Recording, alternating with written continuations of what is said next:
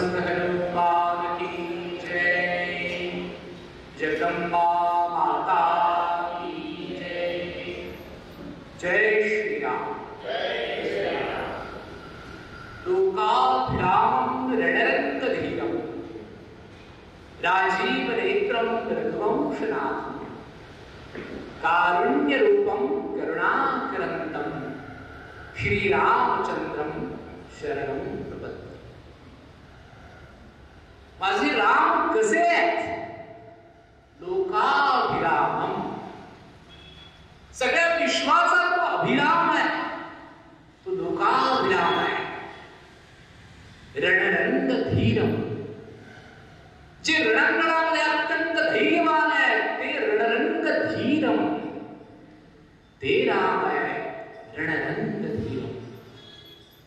राजीव नेत्रम, ज्यांचे नेत्र कमळासारखे सुंदर आहेत, ते राजीव नेत्र माझे प्रभू श्री राम आहे।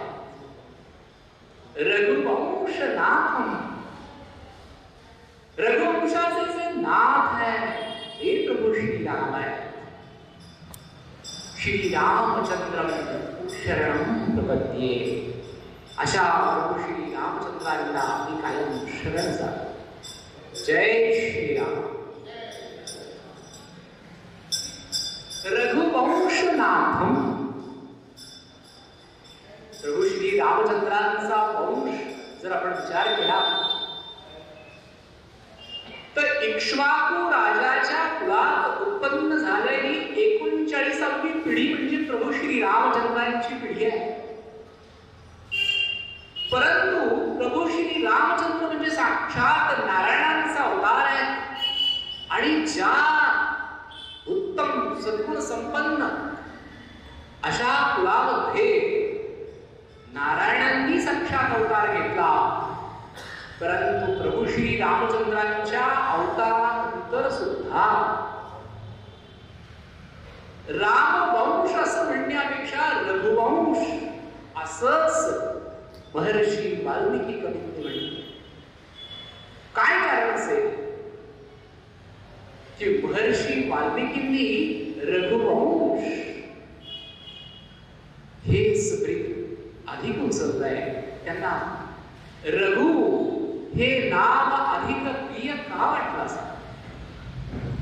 प्रभू श्री रामांच्या पूर्वजांमध्ये एकापेक्षा एक सद्गुण संपन्न, पराक्रमी, चारित्र्यवान, उदार, दानशूर आणि देवांना सुद्धा युद्धामध्ये साथ करायला जाणारे अनेक राजे प्रभू श्री रामचंद्रांच्या आधी सुद्धा झाले आणि प्रभू श्री रामचंद्रांच्या नंतर सुद्धा झाले। परंतु श्री रामांचा वंश हा रघुवंश नावाने सुख्यात झाला। कोण होते रघु? का बरं सगळ्या एकापेक्षा एक महाकवींना रघुराजांनी साथ घातली असेल?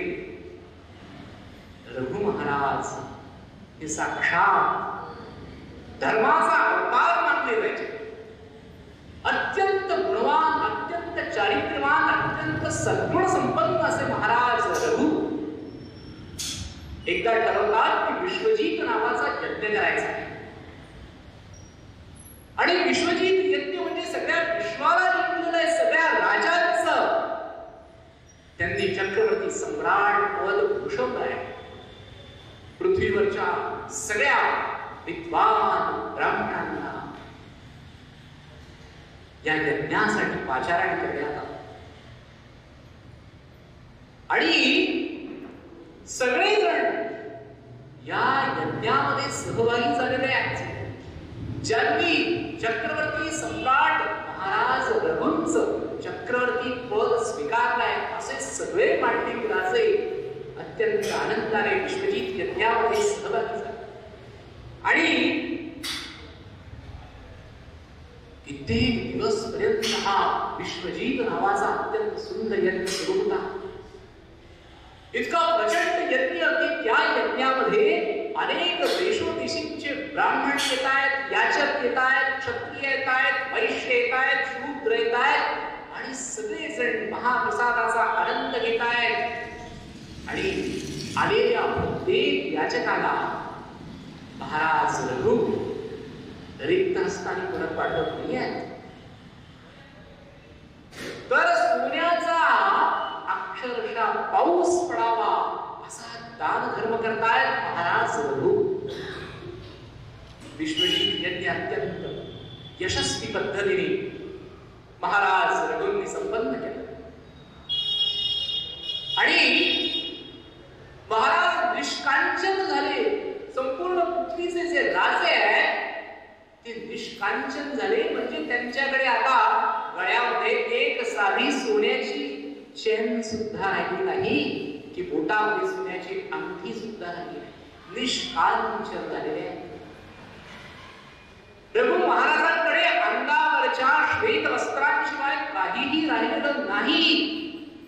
आणि अतिशय तृप्त मनाने आपल्या यज्ञशाळेमध्ये आपल्या अष्टप्रधान मंडळाबरोबर आणि कुलगुरूंबरोबर यज्ञ कसा झाला याचा विमर्श करीत महाराज रघु बसलेले आहेत. आणि एवढ्यात त्यांच्या दारावरती अत्यंत तेजस्वी धीर गंभीर आवाज येतो. ओम भगवान भिक्षां देहि. ओम भगवान भिक्षां देहि. सगळ्यांचे कान टवकारले जातात. केवढा धीर गंभीर तेजस्वी आवाज आजपर्यंत ऐकण्यात नाही. कोणीतरी निश्चित तेजस्वी साधक यज्ञशाळेच्या दारावरती आलेला आहे. आणि अत्यंत सजग असलेले रघु महाराज तत्काळ आपल्या आसनावरती उठतात आणि आसनावरून जवळ जवळ दौडत दौडत ते यज्ञशाळेच्या द्वारापर्यंत जाऊन पोहोचतात. तर पाहतात काय, एक 14 वर्षाचा अत्यंत तेजस्वी बालक दारावरती उभा आहे. अंगावरती सगळे भगवी वस्त्र धारण केलेली आहे. पळसाचा दांडा त्याच्या हातामध्ये आहे. असा अत्यंत तेजस्वी ब्राह्मण कुमार दारामध्ये उभा आहे. रघु महाराज कमरेमध्ये अर्धे वाकून आलेल्या याचकांना नमस्कार करतात. महाराज, हे तपोनिधी आपलं स्वागत आहे. कृपया यज्ञशाळेमध्ये येण्याचं आमच्यावरती अनुग्रह करावा. आणि अत्यंत आनंदाने स्वतः हात धरून या तेजस्वी ब्राह्मण कुमाराला रघु महाराज यज्ञशाळेमध्ये घेऊन जातात. कुलगुरूंच्या समोर त्यांना अतिशय सुंदर वृक्षासनावरती बसवलं जातं. त्यांचं अर्घ्य वाक्य पूजन देऊन त्यांचं पूजन केलं जातं. आणि सगळी आतिथ्याची परंपरा पूर्ण केल्यानंतर हात जोडून रघु महाराज या तेजस्वी बटकुमारासमोर उभे आहेत. कल्याण सो राजन, आपलं कल्याण सो. आमचा परिचय तुम्हाला असेल. आम्ही वरतंतू शिष्य कौत्स. जी महाराज, या सेवकासाठी काही करण्याजोगं असेल तर काही कार्य आम्हाला सांगा. होय महाराज, संपूर्ण पृथ्वीवरती असा एक चक्रवर्ती सम्राट आहे की तोच माझ्या मनातली वांछा पूर्ण करू शकतो. म्हणून मी तुमच्याकडे आलो आहे. हे मी माझं भाग्य समजतो आचार्य. अत्यंत प्रसन्न मनाने रघु महाराज या तेजस्वी आचार्यांच्या समोर उभे हात जोडून, मुनिवर, मी आपलं काय प्रिय करू? मी काय देऊ तुम्हाला? शेकडो सोन्याच्या वेष्टनांनी शिंगाने मळलेल्या गायी आपल्याला हव्या आहेत का? नाही राजा, मला गोधन नको आहे. मग आता काय हवंय आचार्य? मला 14 कोटी सुवर्ण मुद्रा हव्या. माझे कुलगुरू आहेत वरदत्त ऋषी, त्यांच्याकडे मी 14 विद्यांचं शिक्षण आत्मसात केलं आणि माझं शिक्षण पूर्ण झाल्यानंतर त्या महात्म्या आचार्यांनी सांगितलं, बाळा तुझं शिक्षण पूर्ण झालंय, तुझी इच्छा असेल तर तू समावर्तन करून तू घरी जाऊन गृहस्थाश्रमाचा आनंद घेऊ शकतोस. तुझी इच्छा असेल तर तू इथेच माझ्या बरोबरीने अध्ययन अध्यापनाचं कार्य आणि या विद्यापीठाचं कार्य पुढे वाढवू शकतोस. मी म्हणालो, आचार्य जी तुमची आज्ञा असेल त्याप्रमाणे मी करायला तयार आहे, पण तत्पूर्वी घेतलेल्या 14 विद्यांचं मी काहीतरी देणं लागतो. आचार्यांना गुरुदक्षिणा दिल्याशिवाय माझं हे ज्ञान पूर्णत्वाला जाणार नाही. तर मी आपल्याला काय बरं देऊ? आपण गुरुदक्षिणा मागावी आचार्य. आणि आचार्य म्हणाले, बाळा तुझ्यासारख्या गरीब अशा ब्राह्मणाकडून मला काही नको आहे. तू जे विद्याध्ययन केलेलं आहेस ते अतिशय उत्तम होतं. तू एक पाठी आहेस आणि 14 विद्या तू काही काळातच आत्मसात केलेल्या आहेस, तेव्हा मला काही. परंतु मी आणखीच मागे लागलो माझ्या आचार्यांच्या, नाही आचार्य आपण काहीतरी मागा, मी देईन. मी जरी निर्धन ब्राह्मण असलो तरी पण मी माझ्या शक्तीनुसार काही ना काहीतरी देण्याचा प्रयत्न करेन. असं पुन्हा पुन्हा म्हटल्यानंतर किंचित क्रोधाविष्ट झालेल्या माझ्या आचार्यांनी सांगितलं, 14 विद्या घेतल्यास ना, एका विद्येसाठी 1 कोटी सुवर्णमुद्रा मला आणून दे. जी आचार्य, मी जरी निर्धन असलो तरी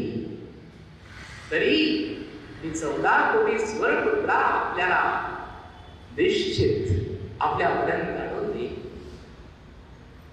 मला काही काळ द्यावा.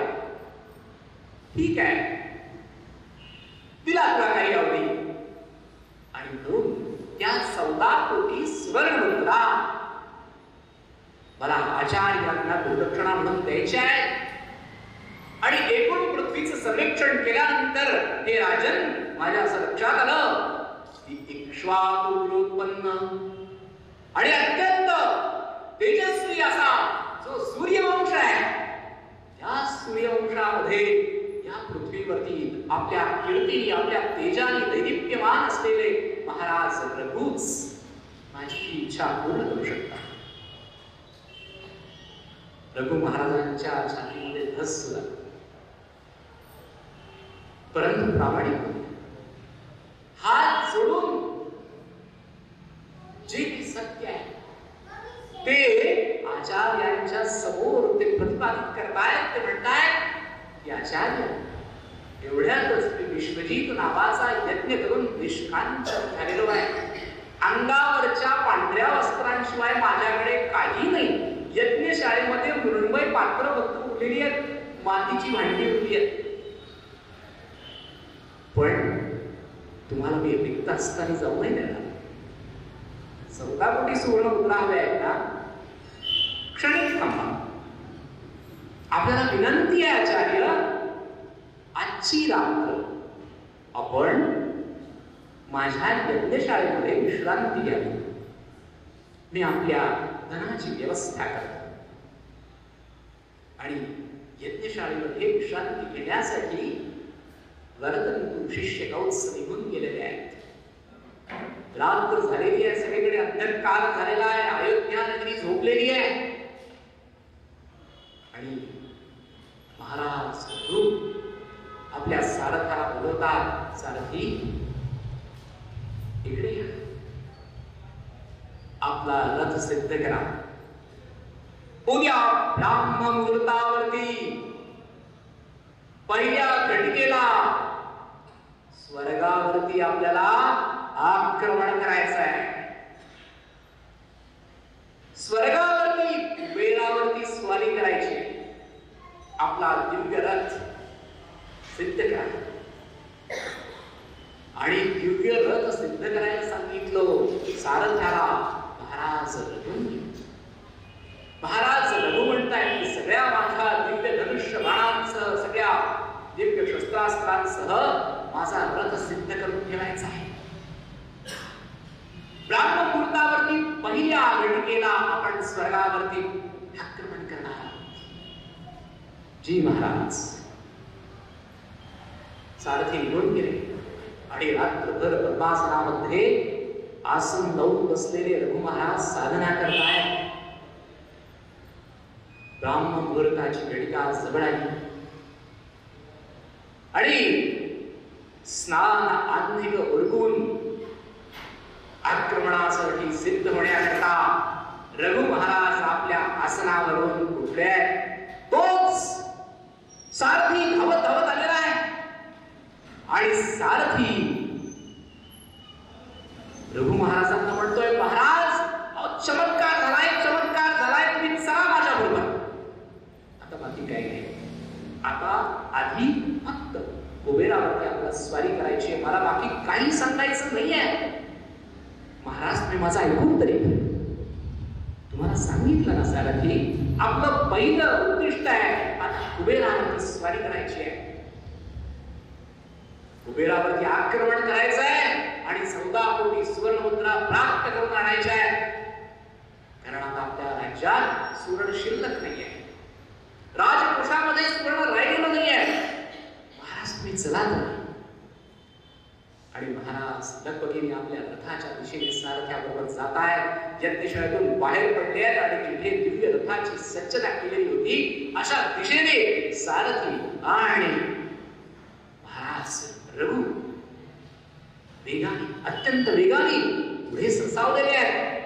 आणि पुढे जाऊन पाहतात तो काय, प्रचंड प्रकाश, प्रकाश, प्रकाश.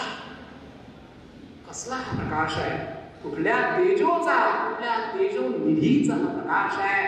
आणि समोर पाहतात तो काय, जिथे रथ सिद्ध केलेला होता त्याच्या बाजूचा शमीचा वृक्ष संपूर्ण सोन्याच्या डोंगराने झाकला गेलेला आहे.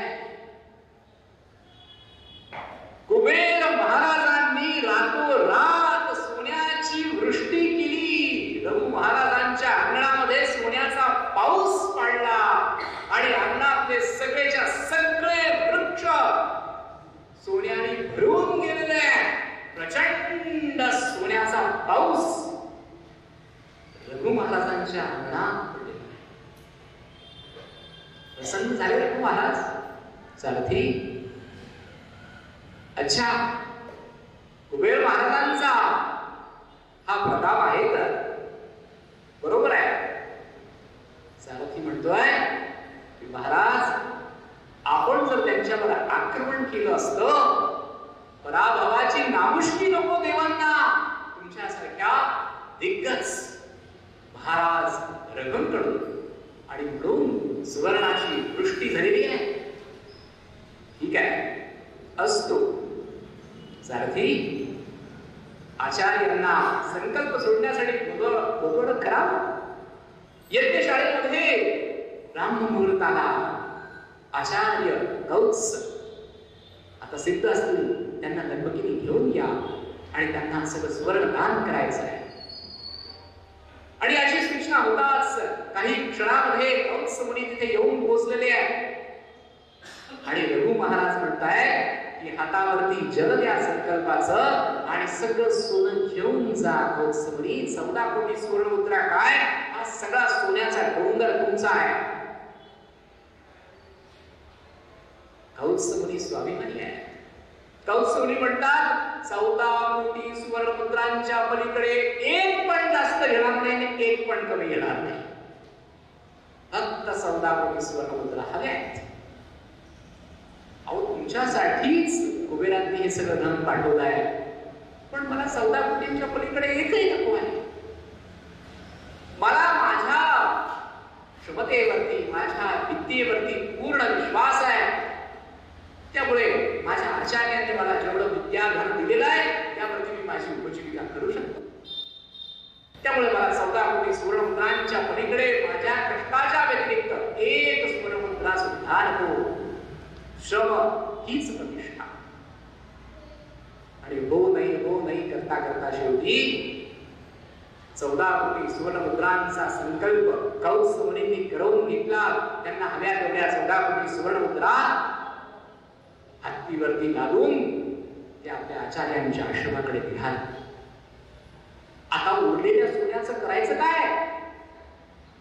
रघु महाराज कौस मुनींना जाताना विचारतात, मी बाकीचं काय करू? तुझं तू ठरव बाबा, तू पृथ्वीचा राजा आहेस, तू ठरव काय करायचं. आणि मग महाराज म्हणताय की आपल्याला काय करायचं आहे? दवंडी पिटवा, दवंडी पिटवा आणि सगळ्या अयोध्या नगर जनांना सांगा की सूर्यकिरण आली पृथ्वीवर की ताबडतोब लग्न केली सगळ्यांनी.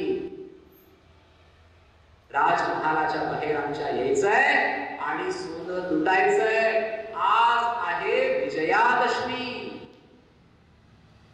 सोनं लुटण्याचाच दिवस आहे. आणि तेव्हापासून सोनं लुटण्याची परंपरा या रघुवंशींची, त्या महान रघुवंशामध्ये माझ्या प्रभू श्री रामचंद्रांचा जन्म झाला. ते रघुवंशनाथम करुणाकरंतम, म्हणजे अत्यंत करुणाकर आहे. नराचा नारायण होण्याची प्रक्रिया ही आपल्याच सनातन भारतीय हिंदू संस्कृतीने सांगितलेली आहे. कितीही पापी मनुष्य असू द्या, त्याला याच जन्मामध्ये मोक्षापर्यंत अग्रेसर होण्यासाठीची व्यवस्था केवळ आणि केवळ सनातन वैदिक हिंदू धर्माने सांगितलेली आहे. एका अरण्यामध्ये एक भयंकर वाटमारी करणारा व्यक्ती येणाऱ्या जाणाऱ्यांना पकडत असे, त्यांचं सगळं धन कोरबाडत असे. आणि धन नसेल तरी हातपाय तोडायचे, तरी त्यांची हत्या करायची. कारण श्रम हीच प्रतिष्ठा. कष्ट करून कोरबाडून त्यांचं धन घ्यायचं. त्याचा असा समज होता की मी हे कष्टाने कमवलेलं आहे. आणि एक दिवस अनेक हत्या करणाऱ्यांच्या, या वाटमारी करणाऱ्या दरोडेखोराच्या ताब्यामध्ये नारायण नारायण नारायण म्हणणारे महर्षी नारदच येऊन सापडले. महर्षी नारद आलेले आहेत आणि महर्षी नारद म्हणतायत, अरे बाबा मी तर घाबरलो, माझ्याकडे काही नाही रे, ही एक विडा आहे, खांद्यावरती एक जानव आहे आणि हे उत्तरीय वस्त्र आहे, याच्या व्यतिरिक्त माझ्याकडे काही नाही रे. नारदा नारदा असं मला लोक म्हणतात. मी नारायणा नारायणा नारायणा, त्या नारायणाची करुणा भागवत असतो. मी नारद आहे. हे महाशक्तिमान दरोडेखोरा, मला मुक्त कर. माझ्याकडे द्यायला काही नाही आहे. आणि वर तो वाटमारी करणारा दरोडेखोर म्हणतो, तुझ्याकडे काही नाही तर तुझे हातपाय तोडीन, तुझी हत्या करणार. अरे नाही नाही नाही असं बाबा, पण मला सांग, तू माझी हत्या करून माझ्यासारख्या या संन्यासाला मारून तुला काय मिळणार आहे? कशासाठी तू करतो हे सगळं? कशासाठी करतो म्हणजे काय? मी माझ्या परिवाराचं उदरभरण करण्यासाठी करतो, पोट भरायला करतो. माझ्यासारख्यांना मारून तुझ्या घरच्यांचं पोट भरणार आहे? कसं शक्य आहे? कसं शक्य आहे? तू विचारच तुझ्या पत्नीला विचारलं कधी की मी या सगळ्या लोकांची जी हत्या करतो, यांना मारतो, आणि इतके सगळे पाप तुझ्या माथ्यावरती येतात, तर या पापाची तू वाटेकरी आहेस का माझ्या? असं विचारलंय तुझ्या आई वडिलांना, तुझ्या मुलाबाळांना विचारलंयस कधी? नाही. कहो नाही विचार. जा आत्ता घरी जा आणि विचारून ये. असं कसं विचारून ये? तुम्ही पळून गेले बघ. अरे बाबा नाही पळून जाणार. बरं ही माझी वीणा घे, एवढी माझी एकमेव मौल्यवान वस्तू आहे, ती घेऊन जा. आता ती मला मिळाल्याशिवाय तर मी काही पुढे माझं भजन कीर्तन करू शकत नाही. पण ही माझी मौल्यवान वीणा तू घे आणि माझ्या विचारलेल्या प्रश्नांची उत्तरं घेऊन ये. कसा बसा आता दरोडेखोर तयार झाला. लगबगीने घरी गेला. बायकोला विचारतो, मी तुला रोज एवढं सोनं नाणं आणून देतो, वाटपाडी करतो, ते बाबा भेटले मला रस्त्यात. ते म्हणतात त्याच्याने पाप लागणार आहे आणि या पापाची वाटेकरी तू आहेस का माझ्या? एक नाही, दोन नाही. अगं मी काय विचारतोय? नाही स्वामी, तुमच्या पापाची मी वाटेकरी नाही. आमचं पोट भरणं तुमचं कामच आहे, तुमचं कर्तव्य आहे. मी जे काही करतोय माझ्या बायकोसाठी करतोय, माझ्या प्रिय पत्नीसाठी करतोय आणि ती म्हणते तुमच्या पापात वाटेकरी मी नाही. आई वडिलांकडे गेला, आई वडिलांना दरडावून विचारतोय, तुम्हाला सगळं काही मिळतं ना त्यांच्या जागी? मग मी जे काय करतो त्याच्यात अर्धे वाटेकरी तुम्ही आहेत ना? बाबा तू काय जे काय करतो आमच्यासाठी करत असशील तर आमचं उदरभरण करणं तुझं कर्तव्य. तुझ्या बापाची वाटेकरी आली नाही. मोठ्या मुलाला विचारलं, मोठा मुलगा म्हणतो नाही. धाकट्या मुलाला विचारलं, तो म्हणतो नाही. आणि आता मात्र या दरोडेखोराच्या पायाखालची वाळू घसरली आहे. आणि तसाच खिन्न मनाने महर्षी नारदांची वीणा घेऊन धापाट टाकत टाकत तो वनामध्ये येतो. वनामध्ये नारायण नारायण नारायणांची करुणा भागत बसलेले महर्षी चिपळ्या वाजवत बसलेले आहेत, भजन करतायत. आणि महर्षी नारद, काय विचारलंस का आपल्या लाडक्या बायकोला? हो बाबा विचारलं. आई वडिलांना विचारलं? तुला बाळांना? हो विचारलं. आहेत मग सगळे पापात वाटेकरी तुझ्या? नाही महाराज, थोडी नाही हो. आणि आजपर्यंत जो कधी कुणापुढे नम्र स्वरामध्ये बोललेला नव्हता तो वाल्या कसा रडायला लागलाय, कसा रडतोय. डोळ्यातून प्रचंड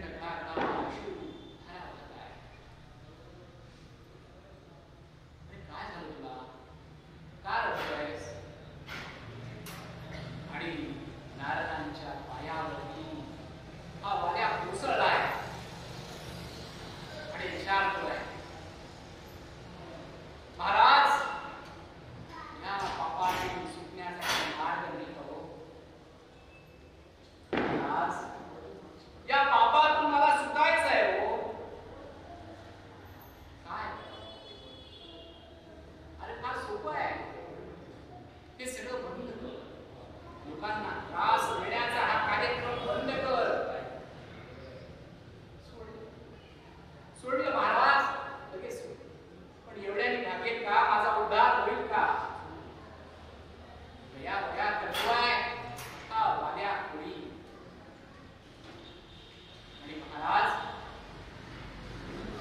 पुढे काय करायचं? अरे फार सोपं आहे. राम नामाचा जप करायचा आहे, तुझा पूर्ण उद्धार होणार आहे. काय म्हणू? राम राम राम असं म्हण. मरा मरा मरा. अरे मरा नाही, राम म्हण. मरा मरा राम. हा राम असं म्हणायचं. म्हण राम राम. साक्षात ब्रह्मपुत्र महर्षी नारदांनी अनुग्रह केला या वाल्या पड्यावरती. आणि हा दरोडेखोर राम नामाच्या ह्या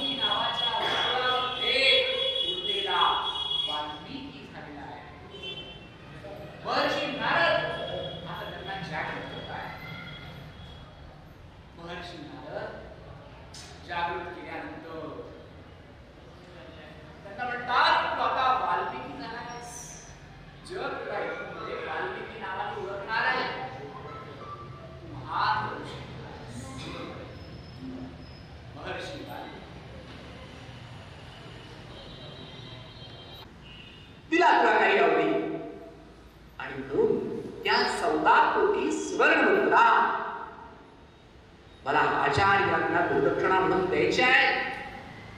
आणि एकूण पृथ्वीचं सर्वेक्षण केल्यानंतर हे राजन माझ्या असं लक्षात आलं की इक्ष्वाकुलोत्पन्न आणि अत्यंत तेजस्वी असा जो सूर्यवंश आहे, त्या सूर्यवंशामध्ये या पृथ्वीवरती आपल्या कीर्तीने आपल्या तेजाने दैदिप्यमान असलेले महाराज रघुच माझी इच्छा पूर्ण करू शकतात. रघु महाराजांच्या छातीमध्ये धस सुद्धा, परंतु प्रामाणिक हात जोडून जे काही सत्य आहे ते आचार्यांच्या समोर ते प्रतिपादित करतायत. ते म्हणतायत की आचार्य एवढ्यातच विश्वजित नावाचा यज्ञ करून निष्कांचन झालेलो आहे. अंगावरच्या पांढऱ्या वस्त्रांशिवाय माझ्याकडे काही नाही. यज्ञशाळेमध्ये मृण्मय पात्र वस्तू उरलेली आहेत, मातीची भांडी उरली आहेत. पण तुम्हाला मी रिक्त असताना जाऊ नाही देणार. 14 कोटी सुवर्ण मुद्रा हव्या आहेत ना, क्षणिक थांबा. आपल्याला विनंती आहे आचार्य, आजची रात्र आपण माझ्या यज्ञशाळेमध्ये विश्रांती घ्यावी. मी आपल्या धनाची व्यवस्था करतो आणि यज्ञशाळेमध्ये विश्रांती घेण्यासाठी वर्तन शिष्य कौत्स निघून गेलेले आहेत. रात्र झालेली आहे, सगळीकडे अंधकार झालेला आहे, अयोध्या नगरी झोपलेली आहे आणि महाराज आपल्या सारथ्याला बोलवतात, सारथी इकडे या, आपला रथ सिद्ध करा. उद्या ब्राह्म मुहूर्तावरती पहिल्या घटिकेला स्वर्गावरती आपल्याला आक्रमण करायचं आहे. स्वर्गावरती कुबेरावरती स्वारी करायची. आपला दिव्य रथ सिद्ध करा. आणि दिव्य रथ सिद्ध करायला सांगितलं सारथ्याला महाराज रघु. महाराज रघु म्हणतायत की सगळ्या माझ्या दिव्य धनुष्य बाणांसह, सगळ्या दिव्य शस्त्रास्त्रांसह माझा रथ सिद्ध करून ठेवायचा आहे. ब्राह्म मुहूर्तावरती पहिल्या घटिकेला आपण स्वर्गावरती आक्रमण करणार आहोत. जी महाराज. सारथी निघून गेले आणि रात्रभर पद्मासनामध्ये आसन लावून बसलेले रघु महाराज साधना करतायत. ब्राह्म मुहूर्ताची घटिका जवळ आली आणि स्नान आंधिक उरकून आक्रमणासाठी सिद्ध होण्याकरता रघु महाराज आपल्या आसनावरून उठले. तोच सारथी धावत धावत आलेला आहे आणि सारथी रघु महाराजांना म्हणतोय, महाराज चमत्कार झालाय, चमत्कार झालाय, तुम्ही चला माझ्या बरोबर. आता बाकी काही नाही. आता आधी फक्त कुबेरावरती आपल्याला स्वारी करायची आहे. मला बाकी काही सांगायचं नाहीये. महाराज तुम्ही माझा ऐकून तरी, तुम्हाला सांगितलं ना सारथी, आपलं पहिलं उद्दिष्ट आहे आता कुबेरावरती स्वारी करायची आहे. कुबेरावरती आक्रमण करायचं आहे आणि 14 कोटी सुवर्ण मुद्रा प्राप्त करून आणायच्या आहे. कारण आता आपल्या राज्यात सुवर्ण शिल्लक नाहीये, राजकोषामध्ये सुवर्ण राहिलेलं नाहीये. महाराज तुम्ही चला तर. आणि महाराज लगबगीने आपल्या रथाच्या दिशेने सारथ्याबरोबर जात आहेत. यज्ञशाळेतून बाहेर पडले आहेत आणि तिथे दिव्य रथाची सज्जता केलेली होती. अशा दिशेने सारथी आणि महाराज रघु वेगाने, अत्यंत वेगाने पुढे सरसावलेले आहेत आणि पुढे जाऊन पाहतात तो काय प्रचंड प्रकाश, प्रकाश, प्रकाश. कसला हा प्रकाश आहे? कुठल्या तेजोचा, कुठल्या तेजो निधीचा हा प्रकाश आहे. आणि समोर पाहतात तो काय, जिथे रथ सिद्ध केलेला होता त्याच्या बाजूचा शमीचा वृक्ष संपूर्ण सोन्याच्या डोंगराने झाकला गेलेला आहे.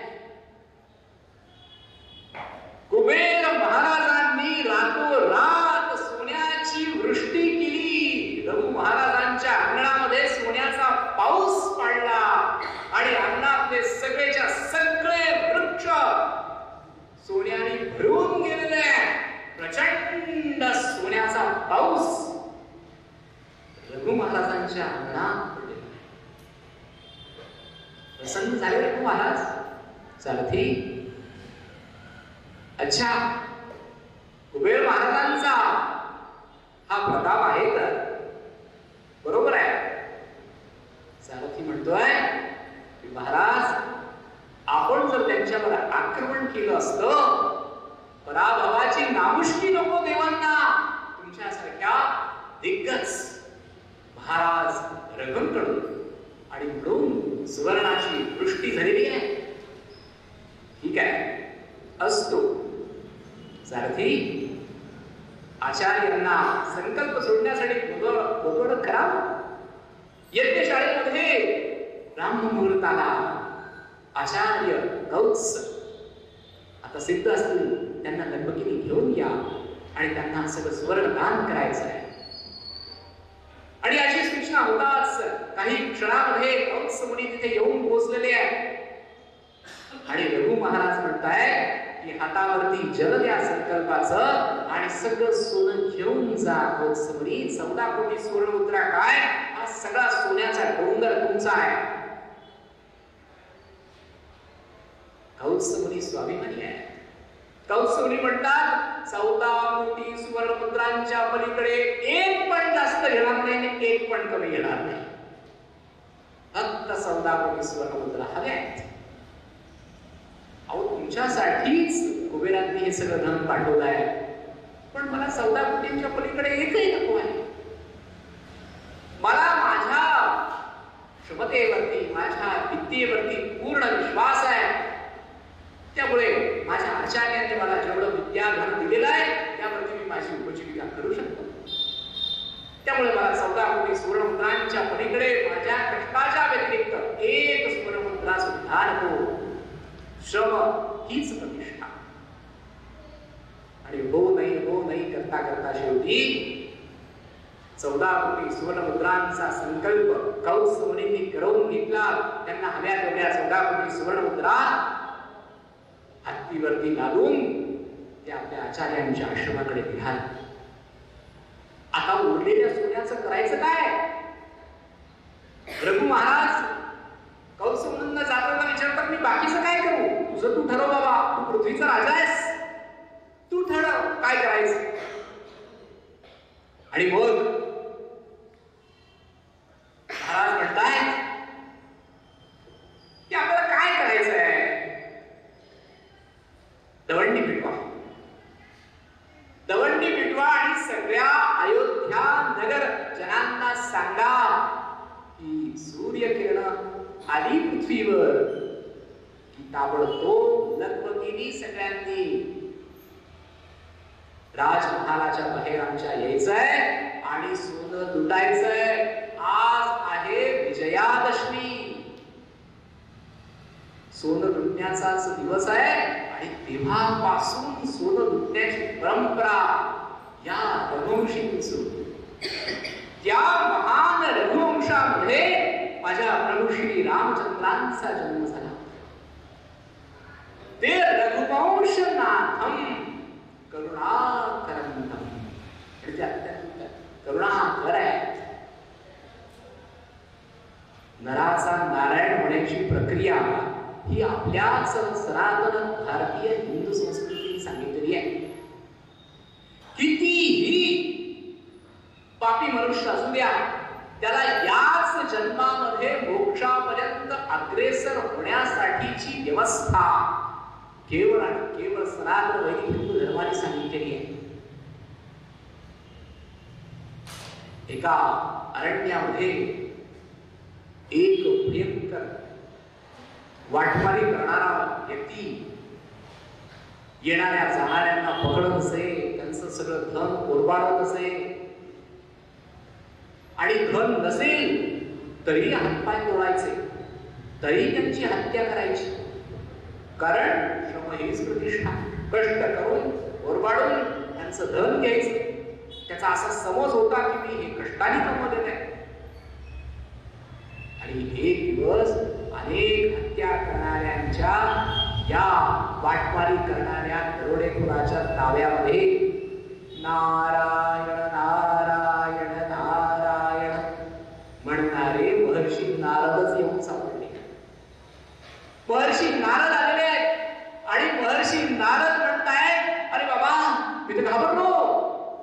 माझ्याकडे काही नाही रे, ही एक विणा आहे, खांद्यावरती एक जानव आहे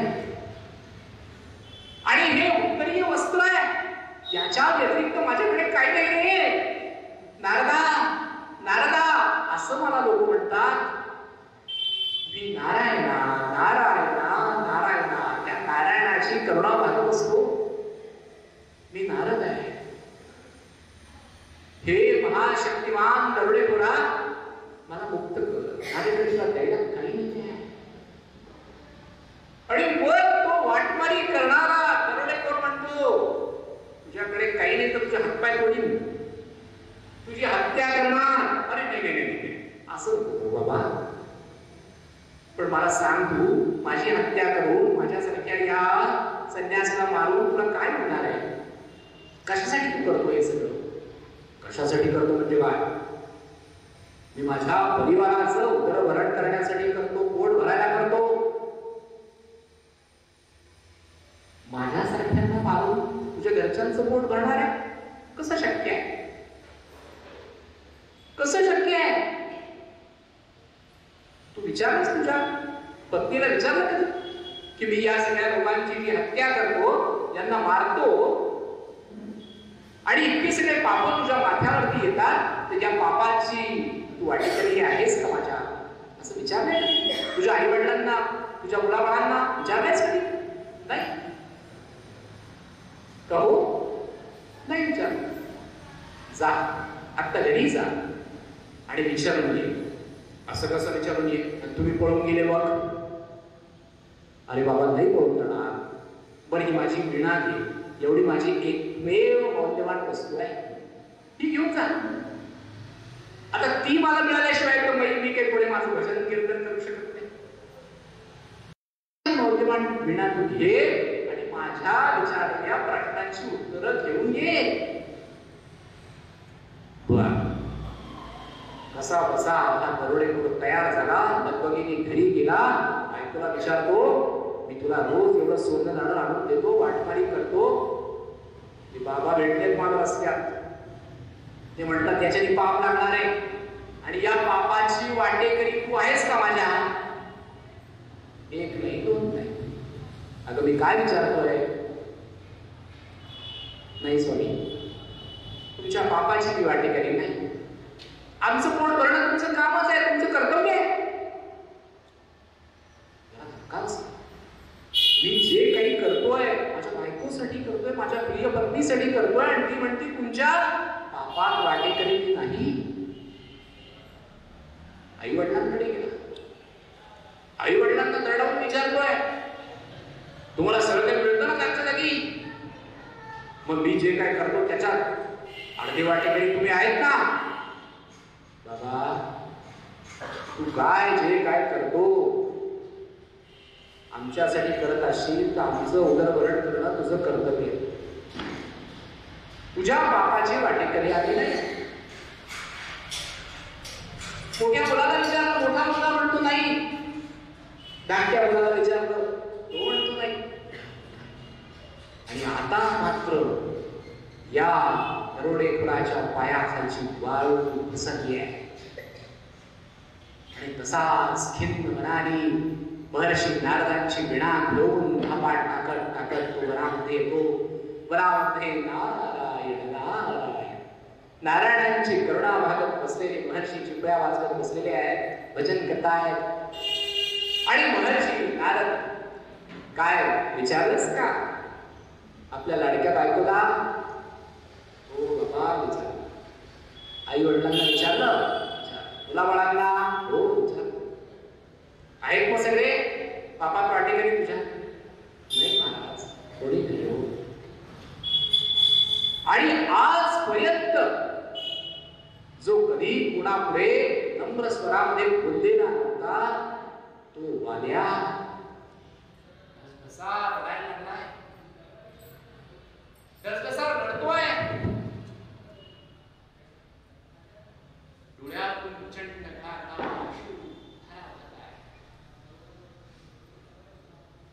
काय झालं तुला? काय रडतोयस? आणि नारदांच्या पायावरती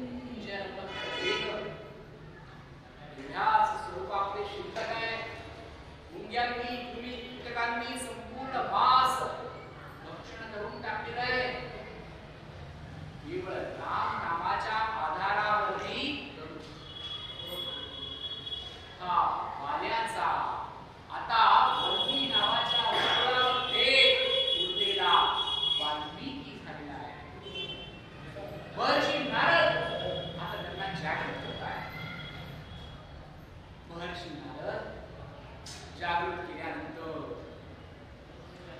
त्यांना म्हणतात तू आता वाल्मिकी झालायस. जग तुला मध्ये वाल्मिकी नावाने ओळखणार आहे. महान ऋषी महर्षी वाल्मिकी मिळाले. वाल्याचा वाल्मिकी झाला.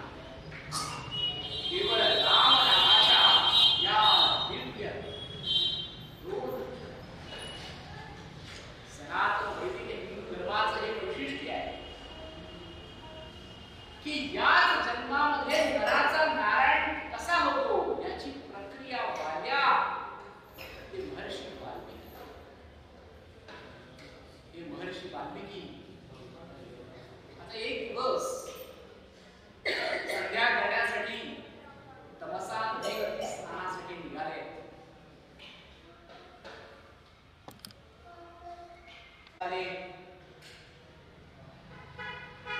महर्षी वाल्मिकी आणि महर्षी वाल्मिकी एक एक धीर पाऊल टाकत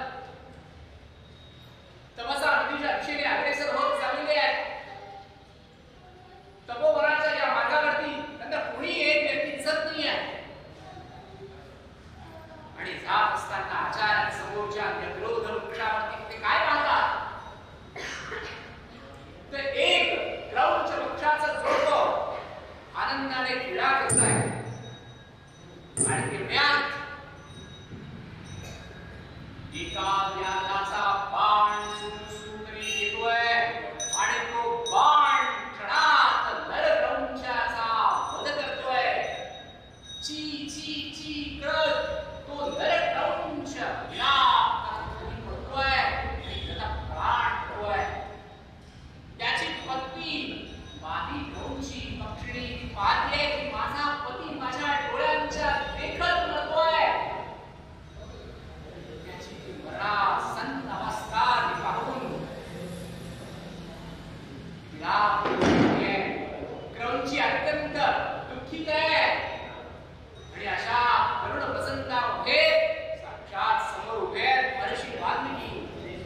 महर्षी वाल्मिकी हे गरुड दृश्य पाहतायत आणि त्यांच्या सगळ्या दुःखाचा परिपाक त्यांच्या हृदयातून थेट त्यांच्या मुखापर्यंत येतोय आणि ही शापवाणी त्यांच्या जिभेवरून उलट होतीये. मान निषाद प्रतिष्ठान तोदवः शाश्वती सवाहा यत् क्रौंच विदुनादेकं रामोदितं. महर्षी वाल्मिकींनी की हे निषादा तुला शाश्वत दीर्घकाळापर्यंत कोणी चांगलं म्हणणार नाही. तुला कधीही प्रतिष्ठा मिळणार नाही कारण तू रामोदित झालेल्या क्रौंच पक्षांच्या युद्धातील नरक्रौंचाचा वध केलास. दिव्यवाणी ही करुणामय दिव्य शापवाणी ज्या छंदामध्ये नवीन रूपामध्ये त्यांच्या जिभेवरून प्रकट झाली. या दिव्यवाणीचा इतका मोठा परिणाम झाला की साक्षात प्रजापिता ब्रह्मदेव त्यांच्या समोर प्रकट झाले आणि ब्रह्मदेव त्या